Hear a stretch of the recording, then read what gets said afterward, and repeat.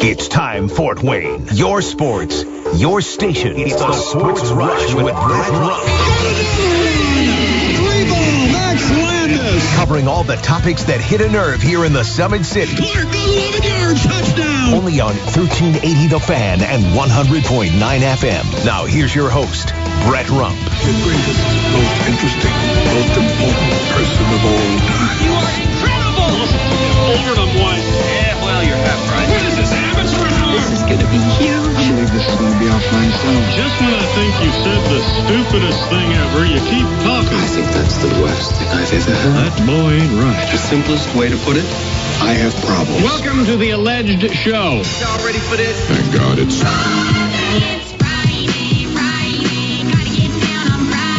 You can put the work away. It's time to head into a sports weekend with the Sports Rush, your daily local sports fix, 4 to 6. I am Brett Rump, along with Adam Lundy. We've got you connected on the Parkview Sports Medicine text line, 260-447-8500. What a weekend we have on tap. You've got high school basketball, girls semi-state action coming up tomorrow. We'll be broadcasting from Huntington North.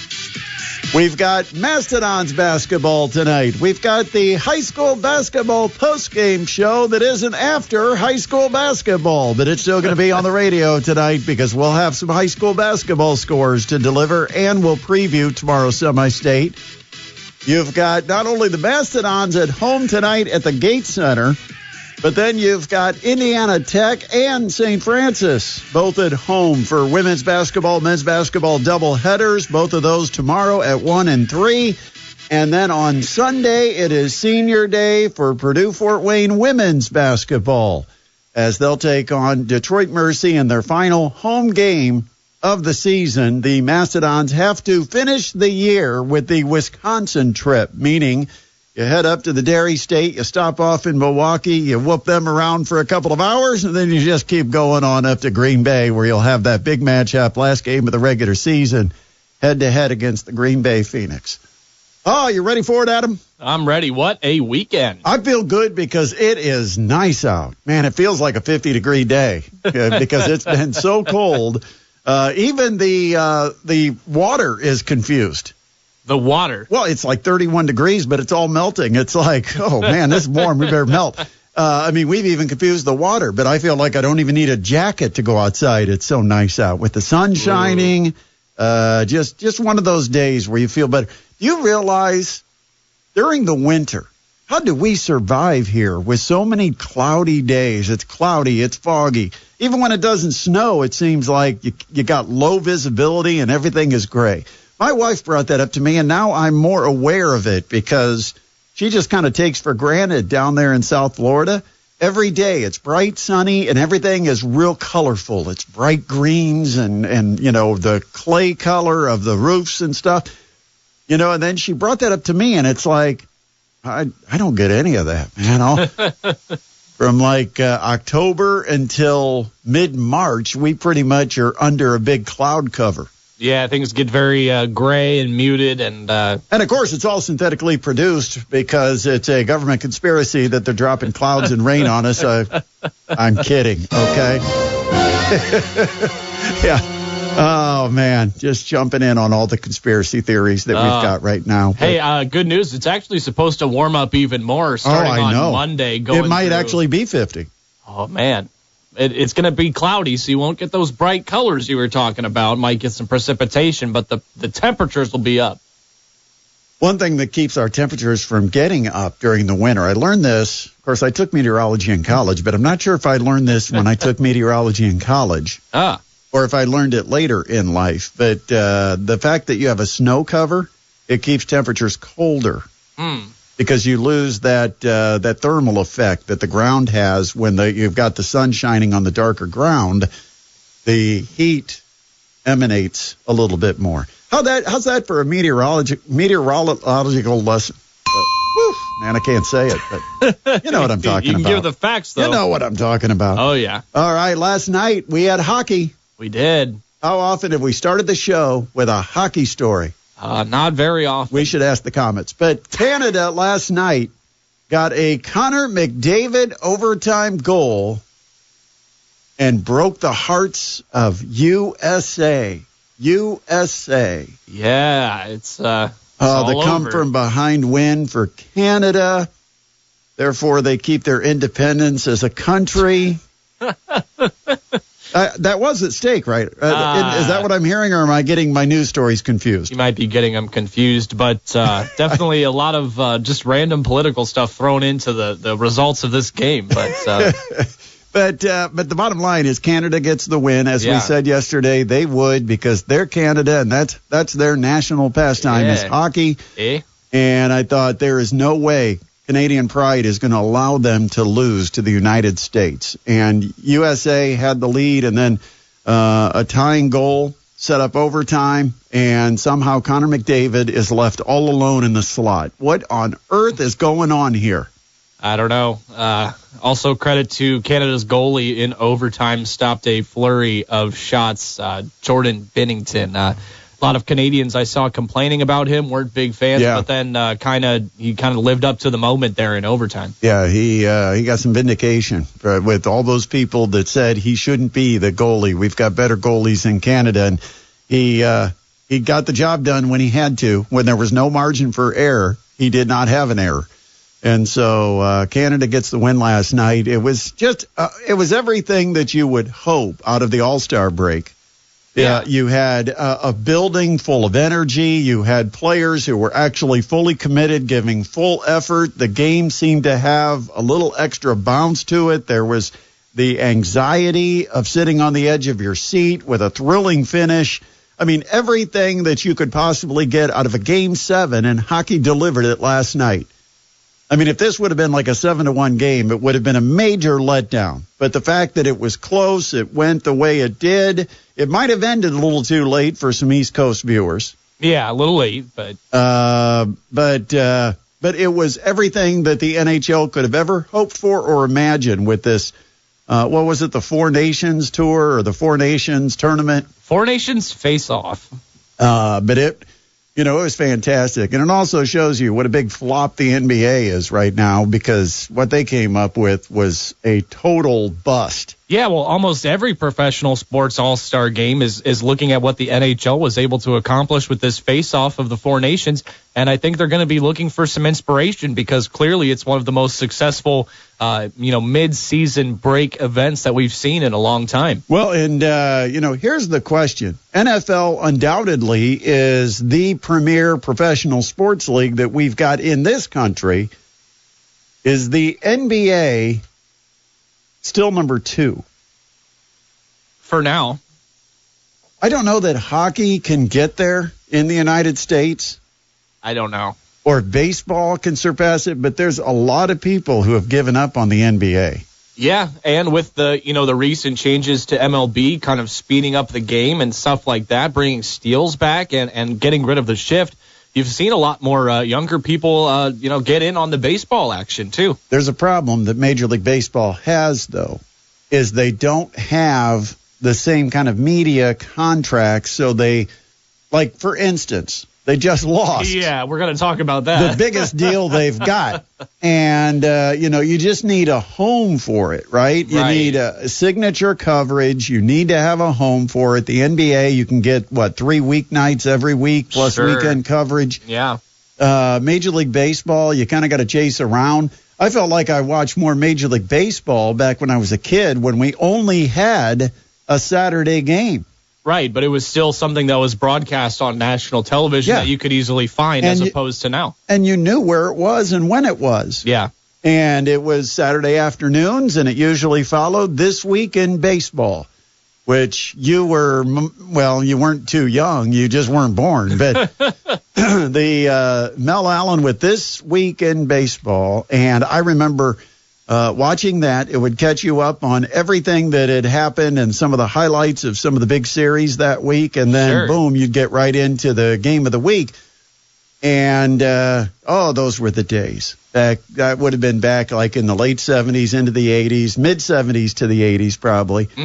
But before you had cable, where you started to get all of the games for the Braves, the games for the Cubs, and eventually more and more got added to it. But I I just wonder if baseball can ever find, the regional networks issue that they had. Oh, it's terrible. With the Fox Sports regional networks, and they had contracts, and then they had to figure out if the teams were doing it themselves or if there was somebody who's going to come in and pick up the pieces and how they were going to do their own broadcasts. And, they've gone through that over the last year or so. Yeah, not to mention the whole Diamond Valley. Yeah, the fiasco. Diamond, the Valleys, now it's FanDuel. And so, a bit of an adventure there. Then they had to change the pricing and everything, so you actually had to pay for your regional coverage, and that's changed things.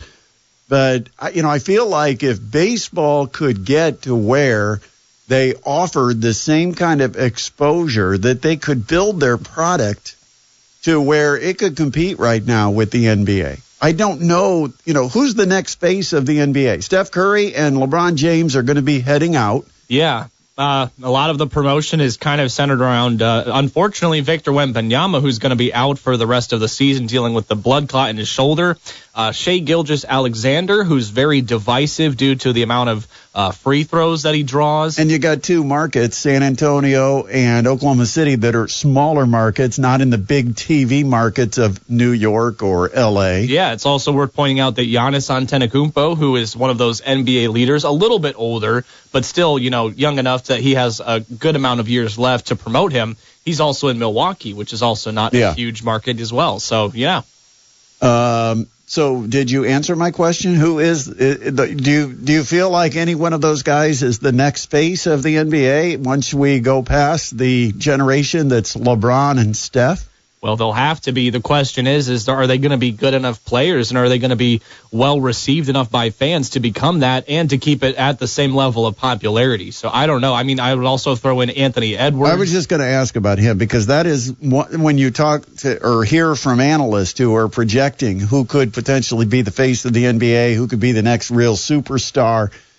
Anthony Edwards is a name you hear mentioned. But again, playing in Minnesota for a team in the West, you don't have the prime time for the majority of the country. Because remember, 75% of the people in this country live east of the Mississippi, and so you have to have some star power. Now, somebody's going to say, well, wait a minute, LeBron and Steph are both out in the West Coast. And yes, that's true, but LeBron did spend a good majority of his career playing for Cleveland and Miami.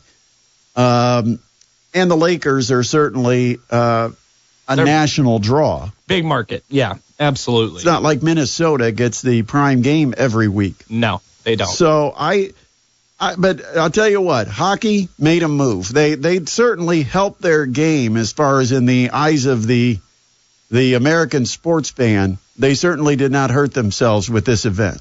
No, and if you want to weigh in on anything we're talking about, the Parkview Sports Medicine text line is 260-447-8500. One texter mentioned, of course, Luka Doncic, who's now in L.A., a big market that we were just talking about. I think should he be able to stay healthy, he could be one of the faces of the league in the future. Somebody else said, I think the league wanted that next person to be Zion Williamson, but that is not happening anymore just because he's been dealing with nothing but injuries his whole career. Right. Freakishly athletic, just didn't see that kind of athleticism out of a guy that big. And that was the problem. And I brought that up. Oh, yeah. 4 years ago, we talked about Zion and said, I'm really concerned. A guy that plays the way he plays, that carries that much weight. And I've talked about it with Luka. I've said, the tough thing is when you have that weight. And this is not body shaming. It's just a fact that these are bigger guys that carry extra weight. And when you play basketball, it puts more stress on the body. And I think you're more prone to injury. I mean, when you jump, 40-some inches in the air and you're coming down with 280 pounds of force, that's a little different than a guy who's 220, 215, 220. It's just a different game for those guys. And so you feel like maybe they are prone to injury. 260-447-8500, the Parkview Sports Medicine text line.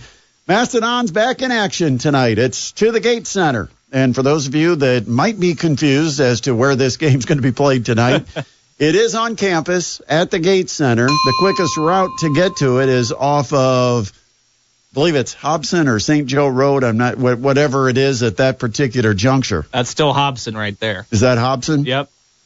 And you enter off of Hobson, and then when you drive in, you take the first left. It'll go right to the Gate Center. Yep. And you can be there tonight. Tickets are available at the door. Should be a good crowd. Should be a great basketball game because you've got the 5th place team against the 6th place team, and the 6th place team feels like they're only a game back of the Mastodons. And so if you look at what the seeding does for the postseason, 5th place gets a bye, 6th place doesn't. So that makes this game rather pivotal for the Mastodons, and they've already lost once to Oakland. So if they lose twice, they also would not have the tiebreaker. This is big. Big. Is huge. Last night, women got a win on the road. They just keep doing their thing, and it's nice to see the bounce back after the loss to Cleveland State. They went on the road, and it was a little bit of a back-and-forth game early in the first quarter, but the Mastodons just pounded Northern Kentucky in that second quarter and ended up building a 16-point lead, helped in part by a 20-11 advantage in the quarter. And even though Northern Kentucky did get it down to 54-48 early in the fourth, the Mastodons responded. For Maria Marquesano, it's one of those teaching moments, and it's nice to have teaching moments that come from wins, but the Mastodons did turn the ball over 18 times. That's just an insane number. Yeah, got to clean that up a little bit. And yet their turnover margin was +3 because they forced Northern Kentucky into 21 turnovers. So kind of an ugly game. That's why it wasn't as high scoring as some of the Mastodons games, but congratulations. 21 wins and counting now. All they do is just keep setting the school record every time they win a game. Yep, new school record in D1 play every time. And Sunday they will be at home against Detroit Mercy in their senior day. So that will be also at the Gates Center with a 2 o'clock tip. Let's find out what else is happening in the world of sports. Today's top headlines with Adam Lundy. All right, thanks, Brett. Well, I'm going to go through this one's a little long, but I'm going to get through it here for you, okay? The IHSAA Executive Board passed the basic framework for the first-time transfer bylaw at today's meeting. The new rule would allow students whose first transfer is from IHSAA member school to maintain full eligibility if it occurs during the first 6 semesters of high school. Second and subsequent transfers and transfers from non-IHSAA member schools will be handled in similar fashion to previous years, and students whose second transfer involved a return to the IHSAA member school where they established their initial promotion eligibility will retain full eligibility within 365 days of their enrollment date at the previous school. Got to get a little break here and take some Tylenol after you just went through that story. We'll have to break that down because this is truly a breaking story. Yes. We knew about this proposal, but it has now been ratified, it's been approved, and it is going to take place starting with this year. Yeah, it will. Some more news. The Indianapolis Colts announced their 2025 staff officially today, and it does have 4 new additions, including defensive coordinator Lou Anarumo from the Bengals. It also includes linebackers coach James Betcher from the Bengals, defensive backs coach Jerome Henderson from the Giants, and passing game coordinator and secondary coach Chris Hewitt from the Ravens. And a fun one today, Brett. It is finally over. The New York Yankees facial hair and grooming policy, an infamous edict in place for nearly 50 years, was formally amended for the first time Friday. The organization will allow well-groomed beards effective immediately, changing a rule established in 1976. Probably have reached a point where the time has come. The Yankees with beards. It's coming, folks. Well, it was one of those where they also stopped wearing suit and ties to play baseball at one point, too. It's an archaic thing to tell guys. I'm surprised they never got sued over it, because you would think if it is their organizational decision, and yet they can go out, trade for a player, and tell them you must shave your facial hair, and it's not part of the player agreement, right? Oh, I would be so mad. Imagine you're just living it up on, like, let's say, the Angels or the Diamondbacks, and you've got a fabulous beard, and all of a sudden you get traded to New York. And that's what happened this year. Is their closer that they picked up. Apparently, the beard is part of his persona. And so he did not want to have to get rid of the beard, didn't feel like he'd be the same pitcher. And so they thought about it and decided, you know what, and I don't know if this is the, George Steinbrenner used to have this belief that you couldn't play with facial hair or just didn't like the appearance of the guys with facial hair. If it was a a power move, but thank goodness that they've ended that. Welcome to the 21st century.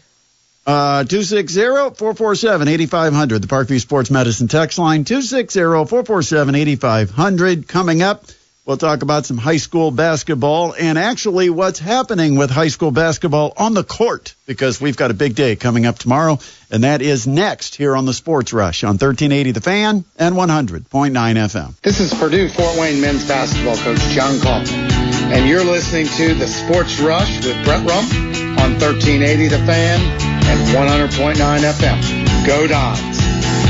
High school basketball coming up tonight, and we will have the Parkview Sports Medicine high school basketball post-game show following the Mastodons and the Oakland Golden Grizzlies. About 9:15, things will start from the Canterbury Pizza Hut. We'll take you up to 10:30 before we turn it over to Bob Lovell and Indiana Sports Talk. Of course, we'll be talking some high school basketball and the news from the IHSAA that they have approved the framework for the bylaw change that will take place with transfers, and so we'll be talking about that with Greg Rakestraw coming up here soon. Also tonight, you've got high school basketball in the Summit Athletic Conference. Still some games to be played. Concordia Wayne, Homestead Carroll, Northside Lures, Snyder Leo, and then Southside out of conference is taking on Indianapolis Tech. By the way, last night there was a game in the SAC in boys basketball. Bishop Dwenger had to move their game because Coach Kaufman wanted to see it. Actually, I don't know why it was played on a Thursday, but hey, that's as good a reason as any. Yeah, we'll take it. Because Koff wouldn't be able to see it if it was tonight. But Northrop beat Bishop Dwenger last night, 62-55. All right, so other games in the area. Blackhawk Christian is going to be at Northwood. Heritage New Haven. Big night for Kyle Sovine, the coach of the Heritage Patriots, a former New Haven Bulldog who is going to be part of the Hall of Fame class recognized tonight. That's got to be a bit awkward. A little bit, but still cool. Try to make sure that on the night you get inducted into your alma mater's Hall of Fame, that they lose a basketball game. Hey, you got to do what you got to do. Belmont, Bluffton will play tonight. Also, you've got Northridge, Columbia City, Norwell, Jay County, Huntington North, Tip Valley, North Miami, Southern Wells, Clinton Christian, and Lakewood Park Christian. And in the Northeast Corner Conference, Angola Eastside tonight, Prairie Heights, Lakeland, Central Noble, Fremont, Garrett DeKalb, the county rivalry. And then you've got Goshen and Westview. And also tonight, the Comets start a 3-game weekend. And they'll be at home all 3 days. This is one of those rarities where they do not have to get the bus. They will play at home on Friday and Saturday against the Reading Royals. And then on Sunday, it's time for a Sunday fish fry as the Comets will welcome the Toledo Walleye, team that just seems to be... to me, Toledo is to the Comets what the New England Patriots were to the Colts. It's like you just hope at some point in your career or some point in your lifetime that you can actually see the Comets take Toledo and put them in their place. But every year it seems like it's the rivalry, and Toledo seems to always get the better of the Comets. Yep, that's just the way things seem to crumble, but hopefully this Sunday it'll be a delicious fish fry at the Coliseum. And so home games Friday, Saturday, and Sunday at the Coliseum for the Fort Wayne Comets. Also tomorrow it's high school girls basketball semi-state from Huntington North High School, an NE8 school, and they will hopefully be hosting an all NE8 championship tomorrow night, because the morning games feature Norwell taking on Delta in Game 1, Columbia City taking on Highland in Game 2, and the winners return at 8 o'clock, and at stake will be a ticket to the state championship game. And why that is so big is if you can get the 2 NE8 schools to advance to the night game, no matter what happens, we're going to have a team from the NE8 that will be playing for a state championship and representing the North in Class 3A. And that's awesome. And like we've talked to Dude earlier in the week and kind of given our predictions, we're thinking it could be an all NE8 sectional or semi-state championship. That's what we expect. Yeah. I mean, I looked at these. I've done the prep for these games because I'll be there for the broadcast starting at 10 a.m. tomorrow morning. You've got Norwell Delta to start things off. Actually, if we're allowed, we'll get on the air about 9:56. We'll see. So we can, yeah. You know who we got to run up against. Yeah, we might have to buy a breakfast burrito to be able to get that extra 4 minutes. But hopefully we'll be. You know what happens at these things? What's that? And I've thought about this for a long time because in college basketball you have the timing sheet. Right. Okay, and they go through and they say, okay, and it gives you the clock time and then the scoreboard time, right? Right. And so it will say 20-minute warm-up starts at, and let's say it's a noon game. 20-minute warm-up starts at 11:35. 6 minutes on the clock, we play the visitors' school song. 4 minutes on the clock, we play the home team school song. Teams come back on the court at 3 minutes. When the clock hits 0, we line up for the national anthem. After the national anthem, we go into player introductions, visitors, and then the home. And sometimes there's even a little bit of a hype video if they've got those capabilities at the high school level. That would be such a nice thing to have because I can't tell you how many times we're doing the broadcast and we cannot hear what they're announcing for the PA. So if you ever hear a national anthem that starts playing, we're not being disrespectful. We just had no idea when the national anthem was going to be popped up on us because there are no timing sheets at high school. Exactly. Hey, I'm going to give a shout out to our text line, 260-447-8500. It's actually the Tulsa Oilers that'll be in the Coliseum on Sunday. So I think our schedule got it wrong here. Let me see. Oh, that's a U, not an O. Yeah. I'm looking at the schedule. Okay, so it's not a fish fry. Oh, I see. You thought it was TOL instead of TUL. I looked over at the schedule, and, of course, me with these bifocals I thought it was TOL, not even thinking to look closely because there's a TUL. So thank you to the texter because, I don't want to sit there and have everybody going and saying, that's not Toledo. Yeah, no, they play the Tulsa Oilers on Sunday. So, hey, we got it right now. Yep, because the text line will light up if somebody goes to the game expecting it to be Toledo and it ends up being Tulsa. But, yeah, it's Reading. So they don't even have divisional games this weekend. No, 2 against Reading tonight and tomorrow, and then the Tulsa Oilers on Sunday. All right, so what else do we have to mention? Oh, coming up tomorrow, that semi-state, and we've got game 1 at 10, so there may be a break in between the games. It depends on how quick that first game wraps up and how much time we got in between. We may end up going back to network. So if you tune in at 11:30 or something like that, you're not getting the basketball games, just stick with us because the second game, it's not one where it is scheduled, at least according to the schedule. It's not supposed to be a back-to-back where it's 20 minutes after the first game ends. It's actually a 10 a.m. game and a 12 noon game. And that's how we're playing it, at least right now, is that there'll be a 10 a.m. start and a 12 noon start. So just keep that in mind for tomorrow. And then if either one of Columbia City or Norwell wins, then we're on to Huntington North for the championship, which will be played at 8 o'clock on Saturday night. All right. Get it all covered? Yeah, we're all up to speed now. While we're talking high school hoops and just high school sports in general, we've got the perfect guest lined up. How about that? It's Greg Rakestraw. He is the voice of the IHSAA Champions Network, ISC Sports Network, and, of course, you hear him with Colts Broadcast and more. He'll join us next. This is the Sports Rush on 1380 The Fan and 100.9 FM. Welcome back to the Sports Rush, your daily local sports fix, 4 to 6. I am Brett Rump along with Adam Lundy, and it is our pleasure to welcome to the show the voice of the IHSAA Champions Network. Of course, you'll be following him on Sunday as the boys basketball tournament drops the ping pong balls, and we start to find out who plays. Only those first couple of rounds. We'd like to have a little suspense and wait to find out what's going to happen with the semi-state like we did this past week with the girls' side of it. But it seems like if you turn on a TV in Indiana, you're probably going to get this guy's voice. It's Greg Rakestraw. Rake, how are you, man? Well, for that, I am sorry. I am wonderful. How are you? By the way, you are doing the draw this Sunday, right?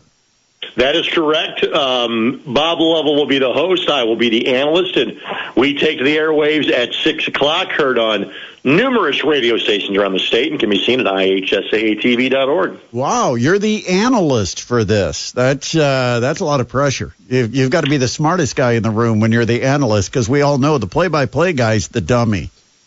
Well, we like to go by the phrase talent. And so in this case, my job is to have about a paragraph of information on 64 sectionals around the state of Indiana, try to identify the key team, maybe 2 or 3 teams in certain sectionals. If there is a superlative player, we have it down to a science at this point in terms of what the segment length is supposed to be, how many minutes we kind of talk about on a per sectional basis.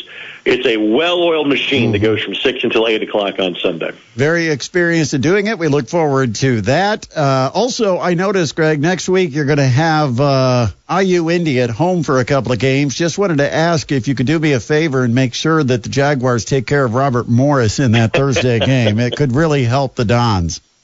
I think that's really going to be secondary motivation. The primary motivation will probably be the fact that Robert Morris beat IU Indy by 53 when they got together on January the 30th. That is the outlier game of all season for IU Indianapolis. They won on Wednesday night beating Detroit Mercy. Hopefully should go no worse than a 9 at this point. If they can somehow get to 8, we get a home game in the conference tournament, for the first time in the 6 years of this current format. But if it helps out the Dons, then I have no problem with that being the case. Yeah, I just wanted to make sure to drop that little nugget in, so I'm doing my part as far as the seeding. But the Macedons have to do their part. They've got Oakland tonight, Northern Kentucky at home next week, and then they'll finish up with a tough one at Cleveland State. All right, so I got to ask you, and it's very good timing that we've got you on today, because this just came down. Kyle Nednerup reporting that the IHSAA Executive Board has passed the basic framework for first-time transfer bylaw at their meeting today, and this means we are getting very close to having those transfers this summer without penalty. Your thoughts on it? The hand is kind of dictated by the Indiana State Legislature.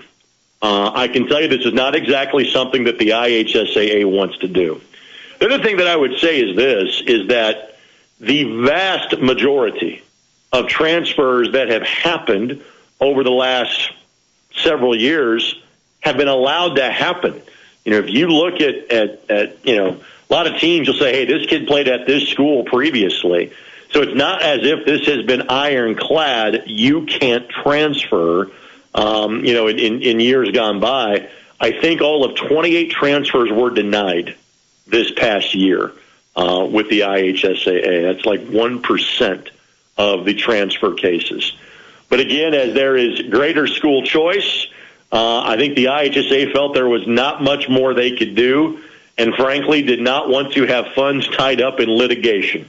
They would rather have funds directed towards maintaining championships and officials, student athletes, whatever the case may be. So what I read this to believe is that you will be allowed a one-time transfer before your senior year, even if you were doing so simply on an athletic basis. You will also then be allowed to transfer back to your home district if that is the case. And obviously what they are trying to prevent from happening, or trying to provide some form of guardrails to this whole scenario, is trying to prevent a transfer happening mid-year, where all of a sudden you show up on somebody else's roster during the regular season, during the postseason, and trying to at least have this take place out of the academic year.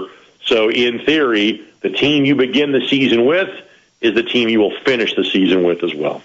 Greg Rakestraw joining us here on the Sports Rush. You got action tonight, Greg? I do. Warren Central and Carmel. Warren is a team that has been kind of sneaky good all year. They are a team that is capable of beating anybody in the state. And it's a Carmel team that, again, once they lost Alex Kudo about a month ago, their season completely nosedived from that point. He had played all but 5 minutes up until January the 18th in Harding Flemington South. They won a couple of games after that. They beat Brownsburg and Ben Davis. But since then, they have lost 4 games, all by double digits, and they're kind of in the wrong sectional to be playing with a hand tie behind their back, knowing they are in Fisher's sectional and Westfield sectional and Noblesville sectional. This will likely be the first year that Carmel finishes under 500 in the last 14 years. Let's talk about the girls semi-state coming up tomorrow. Where are you going to be? I will be at Gamebridge Fieldhouse for the wrestling state finals. So I missed the girls semi-state round most years because I am doing that. But there are great matchups all across the state. We only had 2 teams, I think, that made it through with double-digit losses, North Miami in 1A, Heritage Christian in 2A, and again, Heritage Christian, not what they were in the heydays of Rick Reisinger, but again, a program that's been playing up in 3A and 4A for most of the last several years. So not surprising given the fact that they play a 3A, 4A schedule, that they make a deep path in the 2A tournament. Well, there's some big matchups, one of them in 4A in the north. It could happen in the Saturday night game if Warsaw and Hamilton Southeastern both get there. Warsaw, a team that when you look at them on paper and you look at their size and you match that up against Hamilton Southeastern, Warsaw looks like they can be a difficult matchup, or at least be a team that could compete with Hamilton Southeastern. What do you think about that one? It is certainly possible, but I thought the best 2 teams had a chance to beat Hamilton Southeastern, and Hamilton Southeastern won't see either one of them in the tournament. The first one was Noblesville because of having Meredith Sipner, with that being a 4-point win during the regular season for HSE over Noblesville. Noblesville got upset by Westfield in the sectional semifinal. HSE then trailed Westfield by double digits early third quarter before winning 46-38 in the sectional championship. The other team that I wasn't sure that HSE could get by was Lawrence Central, whom they beat in the Hall of Fame Classic. LC then got upset by Lawrence North in the sectional final. So, you play the comparison game. HSE beat Homestead. Homestead beat, Warsaw. I don't think it's a cakewalk for Hamilton Southeastern versus Warsaw, but there are few players, if any, that can slow down Maya McAlusky. She had 25 in the sectional final last time I saw her in terms of the game against Westfield. I mean, when you are a 6'4" shooter, there's 1 or 2 players in the state that can slow you down. Warsaw may just try to make it a track meet and get up and down the court with them because Warsaw averages 73 points. So I think Warsaw can give Hamilton Southeastern a battle, but I still like the Royals' chances to get through at Frankfurt.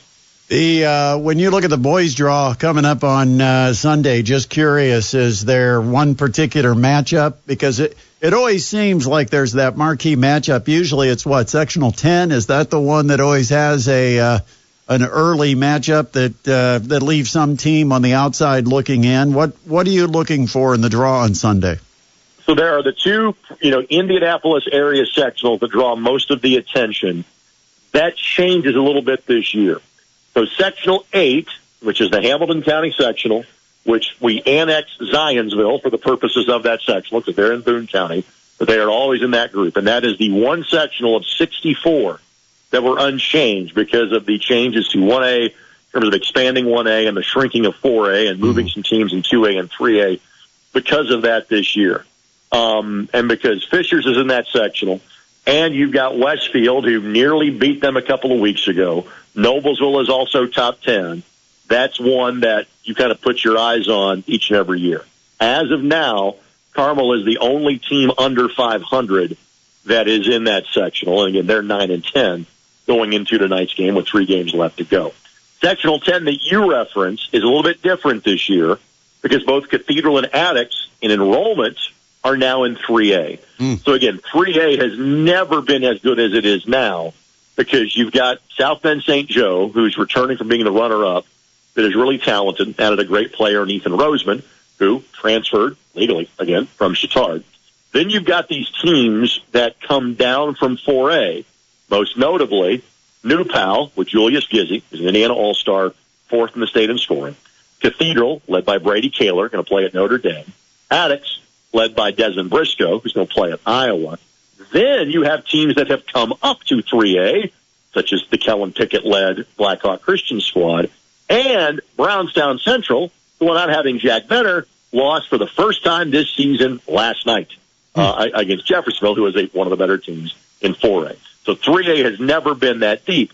How it affects this question is that Lawrence North should be the favorite in that 5-team sectional, but they've kind of flatlined a little bit. They're 14-6, and LC, Warren, and North Central have all been right around 500 during the course of the season. And I think, frankly, all those teams can compete with Lawrence North. So that sectional 10 isn't as deep as it's been in years gone by. The other sectional to watch out for, sectional 11 has changed significantly. Basically, 2 sectionals were kind of split in a different fashion in the Indy area. So now sectional 11 is the big 3 in Hendricks County, which is Avon, who is as good as they have ever been in boys basketball. Brownsburg's a bit down. Plainfield's probably a year away. They've got a couple of Division I kids that are sophomores and juniors in terms of Noah Smith and Harper Baker Lands. And then the other 2 teams in that group are Ben Davis and Pike. And the big question for Ben Davis is Mark Zachary going to play this year? Because he has yet to do that, and we're a week away from the postseason. So I look for sectional 11 to be very balanced as well. But if I had to pick one from this area, buddy, it'd be sectional 8, which is the Hamilton County sectional played at Carmel this year. We'll be following everything this weekend, and enjoy the game tonight, Greg, and we'll be following the draw, I know, coming up on Sunday. Thanks, my friend. We'll talk to you soon. Yep, that's Greg Rakestraw joining us here on the Sports Rush. Of course, the news that we started with Greg, that the IHSAA, and this is exactly how they put it. The executive board passed the basic framework for first-time transfer bylaw at Friday's meeting. The new rule would allow for students whose first transfers from an IHSAA member school to a member school to maintain their full eligibility if it occurs within the first 6 semesters of high school or prior to them completing their junior year. Second and subsequent transfers and transfers from non-IHSAA member schools will be handled in similar fashion to previous years. Then students whose second transfer involved a return to the member school where they established their initial promotion eligibility will retain full eligibility within 365 days of their enrollment date at the previous school. That one you've got to really dissect a bit. Yeah. But what they're saying is basically you can go somewhere and come back. Pretty much. But you can't go and come back unless 1 full year has passed. Mm-hmm. That's the 365-day rule. The new bylaw is scheduled to take effect on June 1st. It will return to the IHSAA Board of Directors for a formal approval at the meeting on May 5th. But I think at this point it's going to be a formality. It is probably a done deal that we will have the first-time transfer rule in high school sports. The one and done, no, but it's going to change things up a bit, no question about it. We'll take a break. We've got a big hour on the way coming back on the other side because we are going to be talking to Pat Boylan from the Pacers and the Fever, and we'll talk plenty of both because there's a lot of storylines there. The Pacers had the nice win last night, getting back to action after their All-Star break. And also coming up, some college basketball and more. We take you home on a Friday edition of the Sports Rush on 1380 The Fan and 100.9 FM.